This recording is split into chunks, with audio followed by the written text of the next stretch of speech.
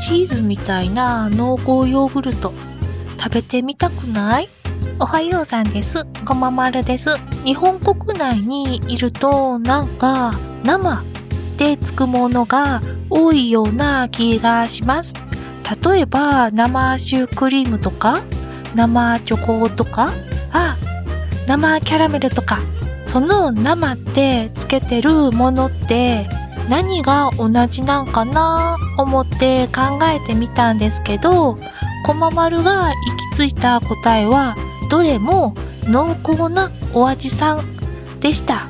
なのでこれも名前あえてつけるなら生ヨーグルトかもしらんけど。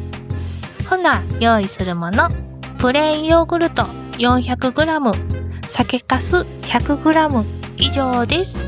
普段からこままるは 400g のヨーグルトの容器そのまま使ってしまうので、その方法でやりますが、もし気になるお人さんは密封力があるタッパーなどに移して作り始めてください。こままるチャンネルでは作っていきます。細かくちぎった酒粕を少しずつヨーグルトの中に入れ混ぜ合わせます。この時ドバッと開けてしまうと混ざりにくくなるので、できるだけ酒粕は小さくちぎって少しずつ入れ混ぜ合わせていってくださいね。混ぜ合わせたものを密封して半日ほど冷蔵庫で放置し出来上がりです。生ヨーグルト濃厚で美味しいので、ぜひ作ってみてくれたら嬉しいです。この美味しさを共有できたらほんと嬉しいです。そうそう、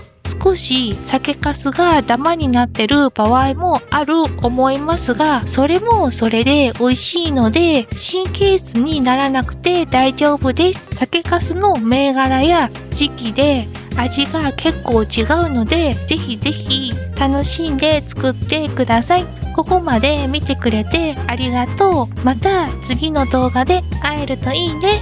じゃあまたね。こままるでした。